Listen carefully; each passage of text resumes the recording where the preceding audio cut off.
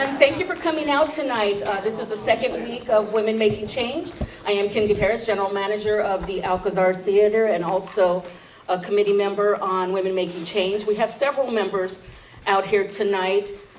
Raise your hand. You know, Jerry Carty, Tina Furtado, Asia, Chef Narasha, Robin Carlson is somewhere around here, probably taking pictures. Okay, Vin Bennett just walked in. Hi, Vin. We have a great panel of some really powerhouse female chefs tonight. But first, I'd like to introduce you to our moderator. She's been in the food and beverage industry for over 30 years. Currently, I think she's opened like, what, 7 restaurants? Something like that. Currently owns PB&J's here and in Port Hueneme. You all know and love her, Jessica Clark.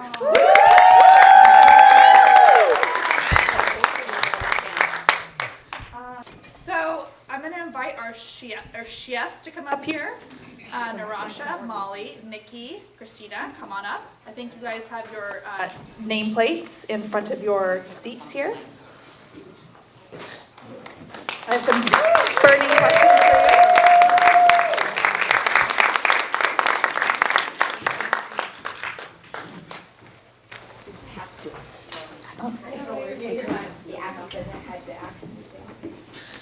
Who all has been enjoying those delicious appetizers that these ladies brought for us?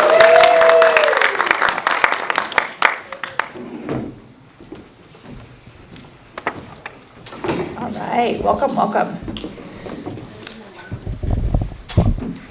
So, I have a really burning question that my girlfriend Leah Boyd in the back there wanted me to ask. Not the one about the eggplants, Leah, not that one. Nikki, what did you have for dinner last night? Oh, salmon. Okay. Christina? I didn't eat dinner. Narasha, I know that we asked you that earlier, and yours was a very interesting answer. It was not frozen pizza last night. We actually ate at Siam Elephant, supporting local. I love it. And Miss Molly, what about you? Pasta. Oh, of course. So I think it might be a good idea. I feel as though most of you here in the audience know a little bit about these ladies up here. Maybe you do, maybe you don't. I know I do. But let's do a quick intro, starting with you, Molly, and just give us maybe your name, your current, well, we all know that you're chefs, but your current thing that you're doing. I know Molly has some fun, exciting news here for us in Carpinteria. And yeah, your name and what you're doing. That should be enough for right now. Okay, you mean as if right now what I'm doing? Right now. Yeah. I just signed the lease in 1039 Casitas Road to open Italian deli and market, like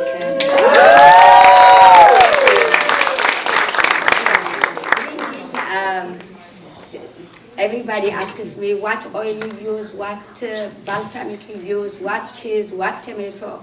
So I'm going, the things I use for my cooking, I'm going to have little markets and fresh pasta to sell, all kind of pastas fresh to make right there.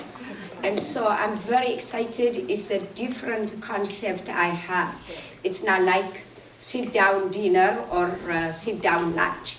Take out and to go and market. Then maybe Thursday and Friday, Saturday, I may do sit-down dinner, minimum 8 people and maximum 12 people. I will never do again fine dining group. So this is a new concept, and I'm very, very lucky to be neighbor with Sha. She's wonderful, and we are next to each other, the place. So Congratulations. I was just telling her we're it's gonna take maybe, I don't know, 3 months. I just signed the lease yesterday, and I'm very excited. And then I'm gonna have a grand opening. You guys you have the connection with them, you're gonna be invited when I have my grand opening. So I'm happy. Congratulations, Molly. Miss Nikki? My name is Nikki Puentes. I am currently a private chef for two families in Carpinteria that have their second homes here. And I'm really happy to report they're wonderful families to work for.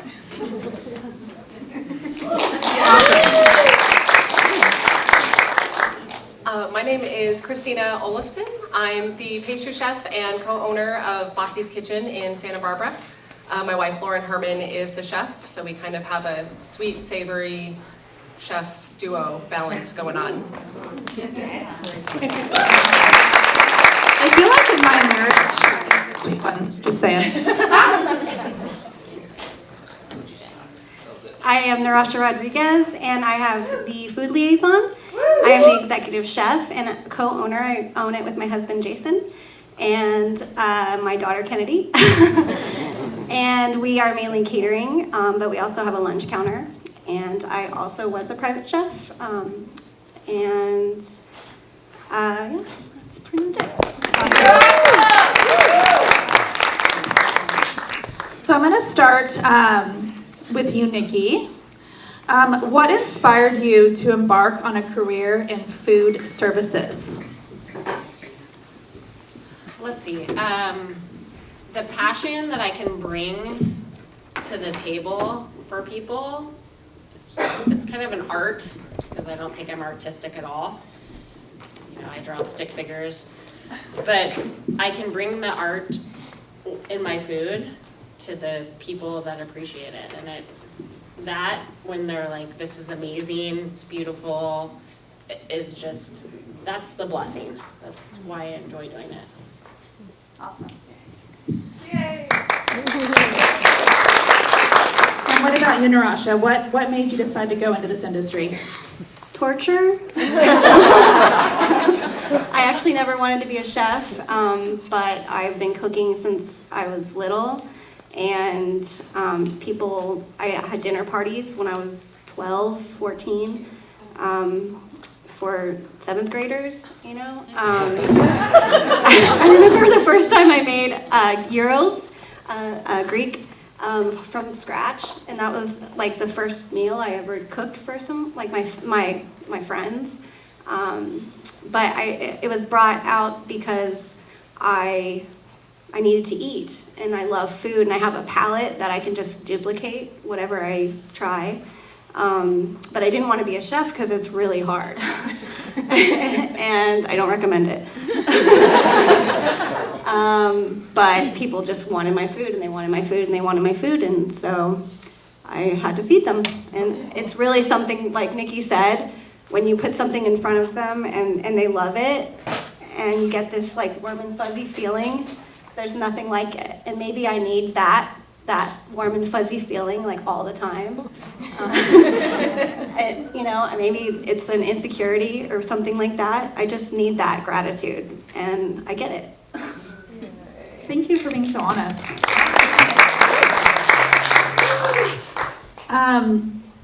I know that if I looked out at the audience tonight, I'm looking at this area in particular, and that girl back there with the red hair.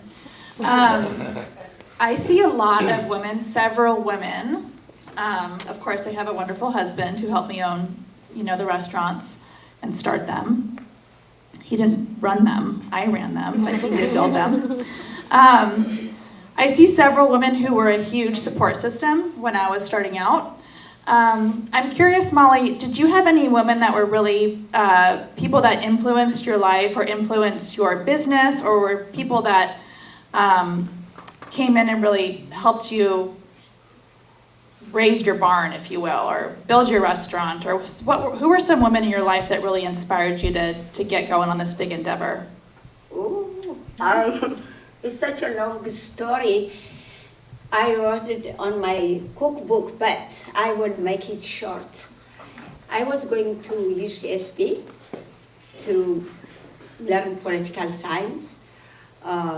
So they asked me, you need to write for you to graduate, you need to write different language. Unfortunately, my native language, Tigray, from Ethiopia, they won't accept it. And then I said, okay, I speak Italian language, and I will go to Italy to perfection my writing and my language. I went to Italy. My late husband, he said, yeah, okay, go, and supported me. God bless him. So when I went there in Rome, I was before in Italy anyway, before I came to United States. So I was walking in Rome. It's called Via Veneto. It's the street, famous street. And so I was walking behind Via Veneto, and those ladies, they had their hats, they making big window, pasta, dessert, this and that there. And I said, I went to ask them. And I said, what are you guys doing? Oh, this is ladies cooking school. Do you want to come to learn how to cook? I never cook, I never even cut onion in my life. So I never knew. And so I went there. They gave me a hat, and I was excited to wear. As you know, I am not like you. I love being in the kitchen. I want to give up my kitchen. And so I went there and learned from there. And I called my husband, my late husband, hey, I love cooking. I wanted to learn how to do Italian food and stuff like that. So you can stay there, rent apartment, I'll come visit you. And so then I had to go around and around. There is a chef, Michelin star. His name is Gianfranco Vissani. It's in Umbria, 1 hour from Rome, and he's a famous chef. I went there, move in, live in apartment upstairs. The restaurant is downstairs. That's why I started. And I came back, open. It's a long story, but that's why I opened the one in Montecito. As you know, I closed because I moved to State Street, and because the rent was horrible. I worked for the rent all my life. Then I moved to Santa Barbara. The COVID came, and but right now I'm doing cooking for people, and I'm doing to go or deliver for my customers. God bless you guys, Santa Barbara, Montecito, Carpinteria, whatever. Santa Barbara people are very supportive, very, very loving. I'm very blessed to be in this town. And they all support me year around. And unfortunately, COVID did me a good job, and I closed it. Now I'm starting new. So hopefully I will see you. And somebody asked me long time ago, newspaper, Santa Barbara newspaper, do you feel like you are a woman, you are a black, do you feel different in this society? I know I'm Moli, but I am from Ethiopia. I am Muslim, I'm black, I'm woman, I have everything, but I never think about that. The people around here, they are colorblind. They love me. They come to my restaurant.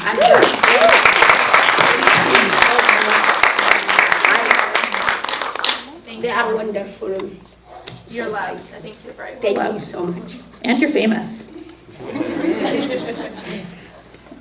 Christina, what about you? Were there any women in your life that really kind of were the cornerstones of your trajectory?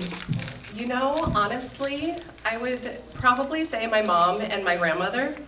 Although my mom, for a very, very, very long time, did not want me to get into this industry at all. When my mom and her family immigrated from Korea in the 70s, one of the first things that they did was open just like a small hamburger shop in Los Angeles. And that was my mom's first job, was to work at this hamburger shop with my aunt and my uncle and kind of the whole family. So she definitely knew a lot of the dedication and sacrifice that it took. So she didn't want me to do this with my with my life, but really she stood behind me, always told me that I could do it, and here I am. For you.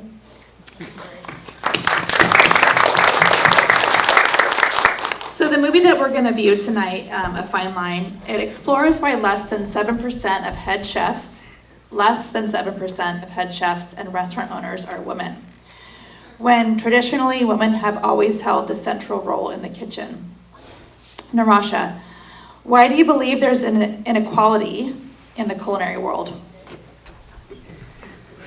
That's a good question.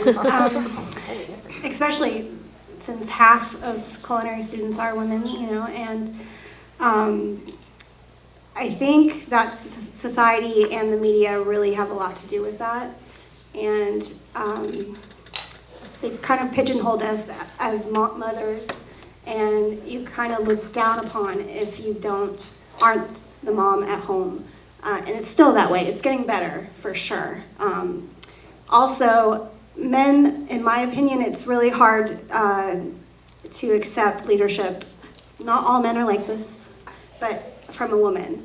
And it's really, it's sad. And, all we can do now is not look at, there shouldn't be any barriers. And that's how I kind of go about my business and my life. We're all pretty equal in our kitchen, and there can be times when it definitely isn't equal. And we just have to look past that and be the bigger person and educate. It's a hard job to be a chef. And for women to do that, handle the career as a chef, and if you have kids, it's insanely hard. And I love being a chef, Molly. It's not that I don't love to cook. I cook every day. So just to be clear. I love it, but I don't recommend it to be a chef. So there's a difference. It's hard. Yeah. So, we just have to move forward, and I think the Me Too movement has helped with, women in powerful positions. And not in powerful positions, it doesn't. You don't have to be empowered to experience inequality, but yeah, it's got to change for sure. I agree. Kind of to tail on that, Nikki, do you feel like that society gives you the impression that you can't be both a wife and a mother and have a career? Oh boy. Being a wife and a mother and having a career, it takes a village. It really does. I reach out, to my friends all the time. Like, I gotta run the kids, pick up the kids, take them to basketball, do this, and then I gotta be at work, or it's overwhelming. But I don't feel that I'm not able to take my role as a chef and then not be able to be with my kids and my family, because I have a great community of friends here that are my family, so they all help out. It is a juggle. Sometimes my kids are like, Mom, who's picking me up today? I'm like, well, I'm at work.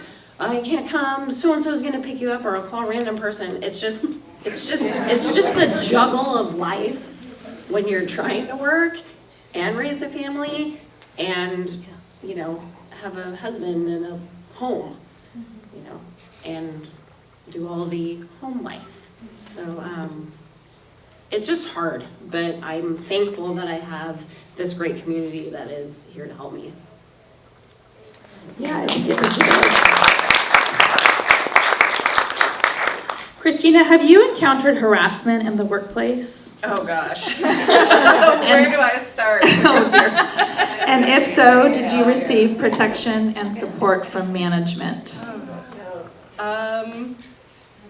All kinds of harassment. whether it was sexual harassment, physical, emotional, and in my experience, unfortunately, it came from not just men, it came from women too, and gay men, and it kind of, but it,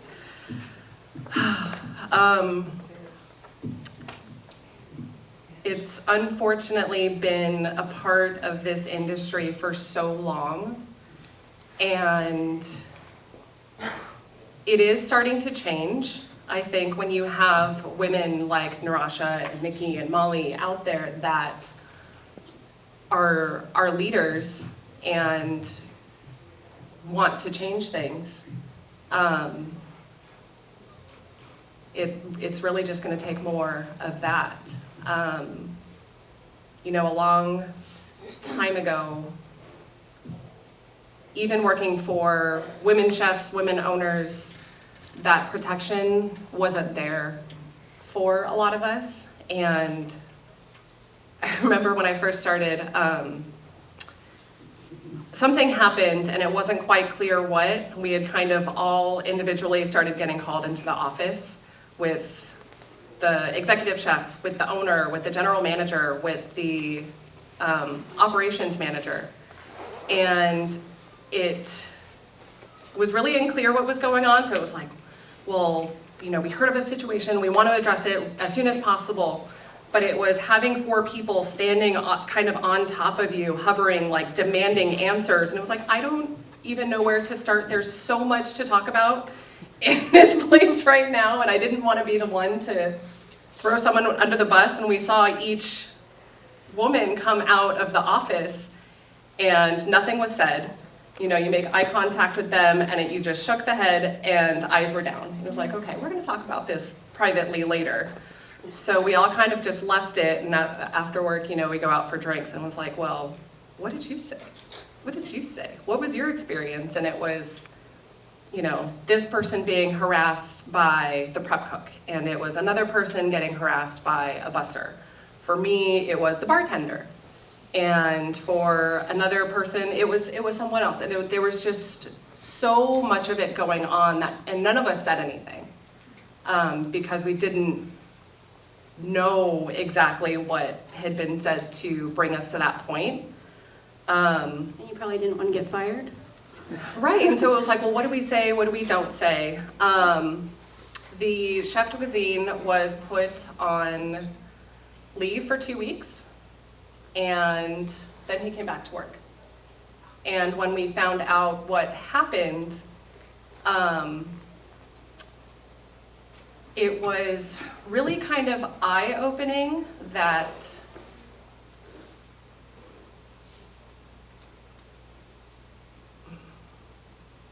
that person was valued more than we were. And that we were all forced still to work with that person because he had a wife and he had kids and a family to support. And all of that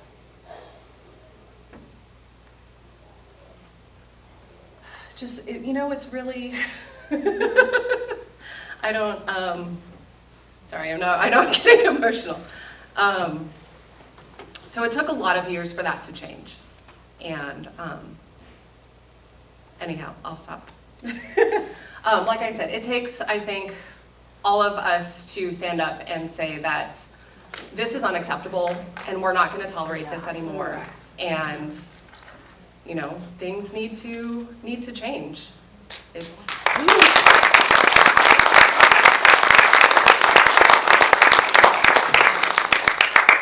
Thank you, Christina.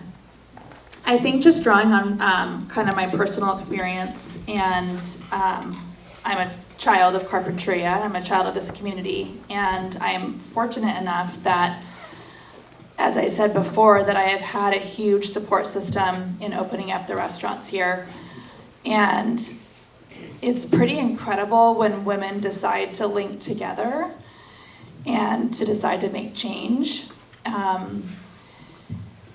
And I think that's a huge lesson, and it's not about, you know, men can do the same thing also, but I think that us supporting each other, and I mean, I was on a Zoom the other day talking about this evening, and Molly shared with us the news about her coming to Carpinteria.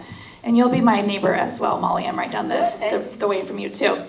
But watching Narash's face when she hears that another woman chef is coming right next door. Not a moment of, oh my gosh, not a moment of competition, pure joy and pure like, good for you, Molly. I mean, her smile like lit up the Zoom, and she was so excited to hear about Molly coming into the center, as well as myself. You know, Christina, I know you're in Santa Barbara, and hopefully you have a lot of, you know, female counterparts that are supporting you as well. But I do feel like here in Carpinteria, at least, that when I think about the majority of the restaurants in this community, we are female owned and or operated or female ran. And I do think that the fact that we're constantly supporting each other and rooting each other on, and like, great, she's doing great, that means I'm gonna do even better, or I'm gonna do great too, or it's a cheering each other on, it's a sisterhood. And I hope that that's what can be spread as a message out there in this industry, that there's room for all of us, you know, there's room for everybody to be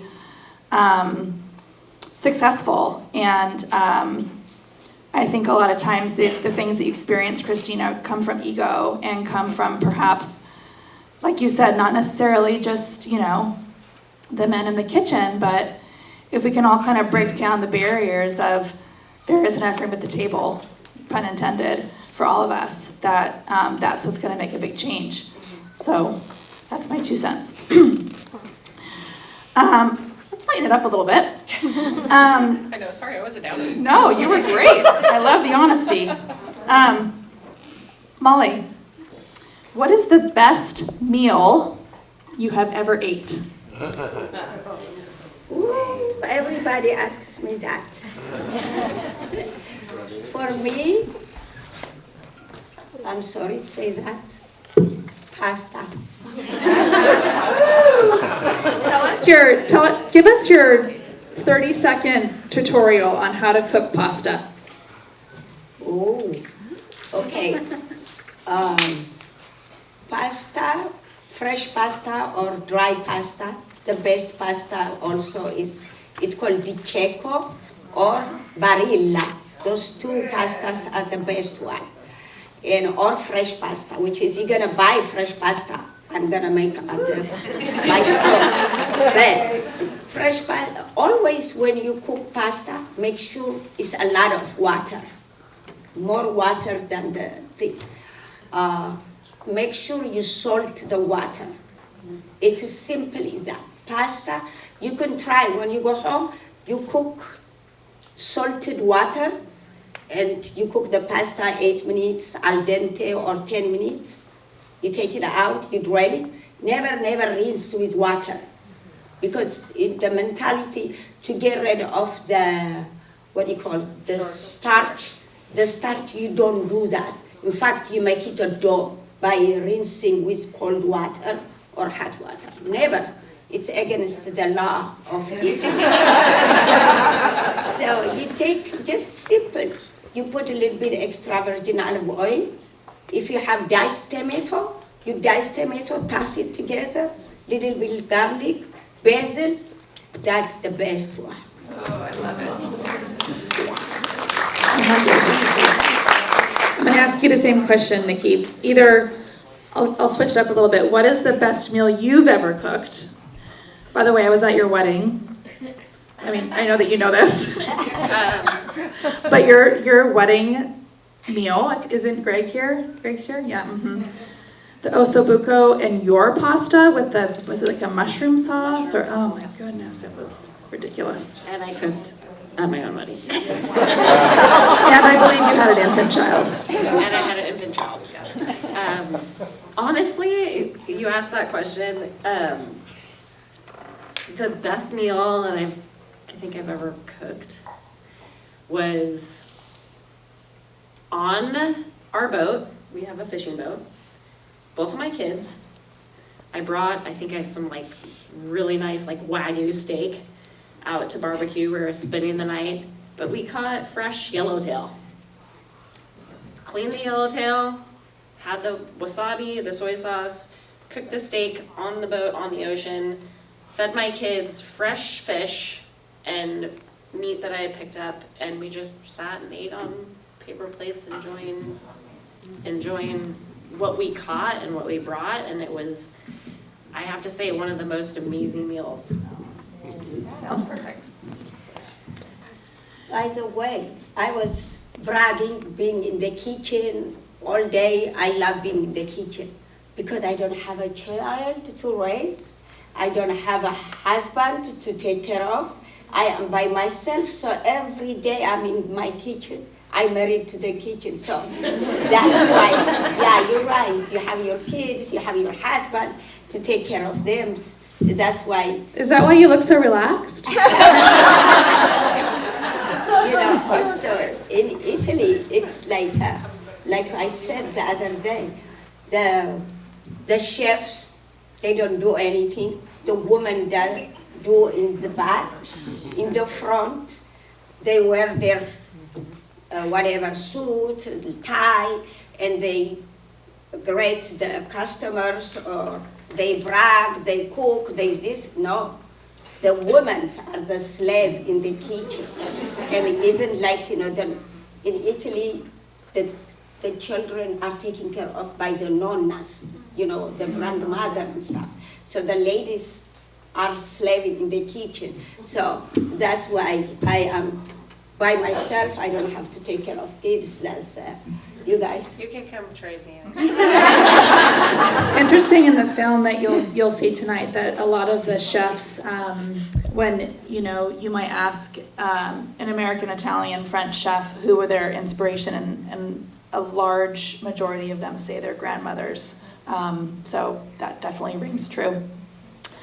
Christina, same question for you, because I feel like this is kind of a fun burning question we all have. What do you love to cook, or what's your favorite meal you've ever ate or cooked?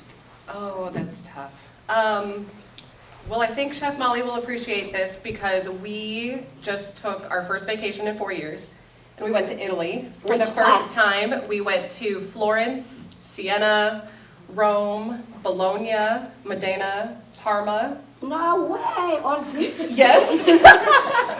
So I think my favorite meal, I mean, they were all so good, but we were only in Bologna for a day. But we found this restaurant, I don't know, I found it online, I don't even remember what it was called. And we're walking there, trying to get there from the Airbnb where we're staying, and it's in this funky part of town, like kind of behind a gas station, in an alley, like there's no signs or anything at all, and oh gosh, what did we eat? We had these little chickpea fritters that were so light and fluffy, and steak with foie gras, and the most amazing tortellini and brodo. See, Oh my they gosh. are known for fresh pasta, ravioli. Oh my gosh. Bologna it was is the so one good. I learned also the Yes. pastas. We did a whole But my like favorite Parmesan is making, prosciutto making. I could have eaten prosciutto and cheese every day, and I can't do that here. I know. My It was so favorite good. city is in Rome. Rome. Yeah. Rome was amazing. It was so beautiful, and the people were friendly, and Yeah. everything was delicious. I know.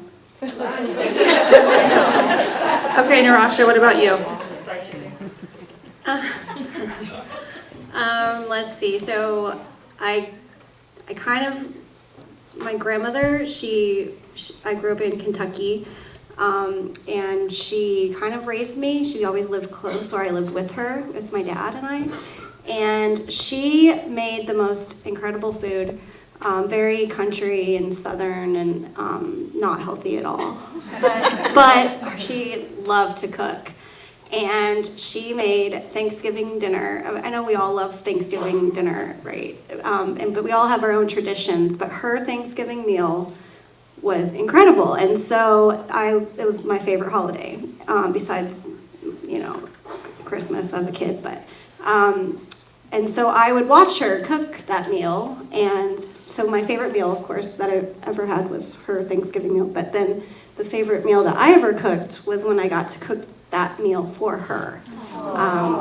It was maybe 10 years ago, and I was so nervous, and I wanted to do her justice because she's kind of a hard woman, and she could not stay out of the kitchen. But she had just had some health problems, and my whole family had showed up. And I don't really see my family, but it was incredible, and I think I did her justice. But I felt so proud to feed her my favorite meal, and of course she had critiques, but those are my two favorite. Jason, were you there for that? And I'm sure it was delicious and perfect, yes.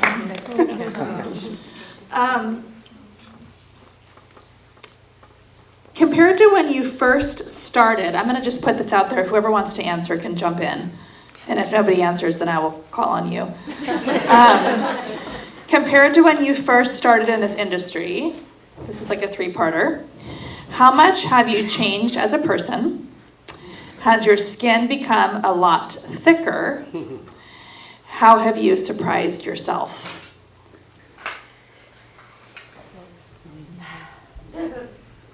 5, 4. Employees can change you. Yeah. Can give you gray hair. Can give you employees, yes. It can change you. Very tough, difficult. You started happy, everything. I make that beautiful restaurant, equipment, bring from Italy, blah, blah, blah. And then the most headache in a restaurant is the employees. Can I get an amen? Lauren and I have a rule that we will teach anyone how to cook, anyone how to serve, but if you are not a nice person, you cannot work at our restaurant. That's number one. Nice. Because you can't teach someone to be a good person, but you can teach someone how to cook. Yes, absolutely. I think it's really hard. And you pay them. I think as a chef, your employees are your family. At least that's how my kitchen runs, and so it's really hard to not to treat them like employees, but then you still have to be the boss at the end of the day, and it's not fun. Especially after the COVID, it was very difficult. Like you Still said, is, you're right. yeah. You treat them like a family. I had people work for me 32 years. But, they're changing this and that. But after the COVID, you don't want to have any fine dining. It is most horrible things. But now I just have from 4,000 square foot, I have 1,000 square foot, so I'm happy just to do myself, to work myself. And with Smaller is better in this Smaller is industry. better, that's yes. why I don't have employees unless they're hired for a bigger event. I worked, as I was talking to Molly, I worked for a family and I would come home every night crying. And I would not you, Italian people, they used to work for them. They go like that, they come to me and said, Molly, me ne vado, ma fanculo questo. They used to say like that, So, as you say, thicker skin, yes, I've grown a thicker skin. I don't want to work for anyone that doesn't respect me. And that is my bottom line. If I'm going to work for someone, they have to respect me. Yeah, respect, value your employees. I mean, it just makes them want to work harder for you and stay. Yeah, and stay. Half the battle. I think that's one of the biggest heartbreaks, really, and having employees, and like you said, treating them like family or bringing them into the fold, if you will. I know, again, to kind of touch on some of my sisters here in the audience, my sister-in-law, my best friends are here. They have seen me go through losing employees and feeling like, I remember with Cork Tree, I think we were 2 years in, and my head chef and my sous chef decided, and I am not a chef, P.S., I am not a chef, and I have the utmost respect for chefs in the kitchen. And I didn't know how to cook my own food at Cork Tree. You know, I could kind of limp along on the salad line, but I wasn't a chef, so I really was a little bit in a hard spot if the main people in my kitchen were to leave. So my head chef, who had dreams of being on the Food Network, he's not on the Food Network still, 10 years later, P.S., tended to kind of hop from restaurant from year to year, came to me and said, I'm going to leave and go back to this restaurant in Santa Barbara, and I'm going to take our sous chef with me. And this was, I think, like I said, maybe 2 years into Cork Tree. And I feel like I was like catatonic for at least a day and a half on my couch, just like, what am I going to do? And I gave myself some time to be in that space, and then pulled up my bootstraps and like, all right, we're going to do this. We'll be fine. And I ended up finding somebody who was our head chef at Cork Tree for, I think, the next 7 years. And it was a better thing after that. But it was heartbreaking because you know, as a female and as kind of a mother type figure in the restaurant, you do treat your employees like family, and you take care of them, hopefully, and you put a lot of time and effort into them. And so when somebody decides to leave, and especially in a way that doesn't really feel fair, it hurts. It's really emotional, and it feels like a breakup or a kind of a stab in the back sometimes. So, you know, 13 years later, when somebody would leave the kitchen, it wasn't like I was like, fine, no problem. It still hurts, but I did feel like I at least had some experience under my belt that it would be okay. But as you guys are literally the leads in your kitchen and the head female chefs, how is that different for you when somebody leaves and you've kind of on the opposite side of things, when you've poured all of your knowledge and your blood, sweat, and tears into training them? Do you kind of have the same experience, or what does that feel like for you? I think it definitely feels the same. I've had a lot of sous chefs, pastry sous chefs over the years, and it is hard because you put so much time and energy in them, and you become so close, you work long hours together.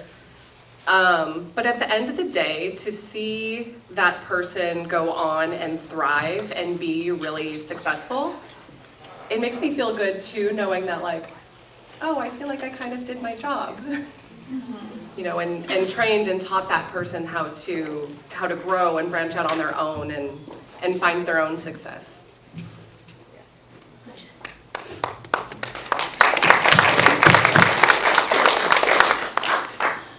Okay, I'm supposed to wrap it up. Well, I have a lot more questions. Maybe we'll do a post situation. But who wants to watch the movie? Anybody ready for a good film?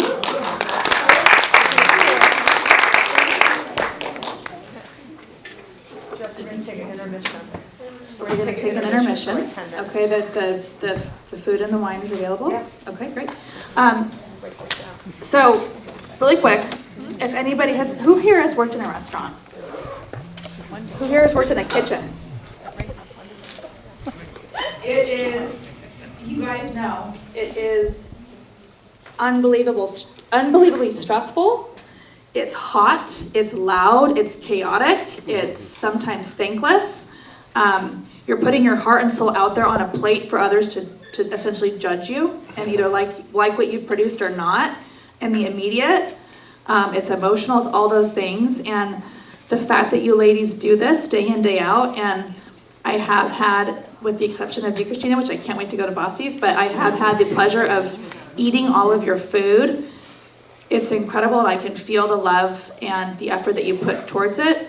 I know you as business owners, and I know how you treat your employees and how much you give to your communities, and I'm just honored to be sitting up here with you, and thank you so much for tonight.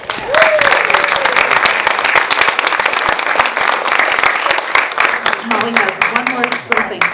You said you are not a chef and you hire people and then quit what you do.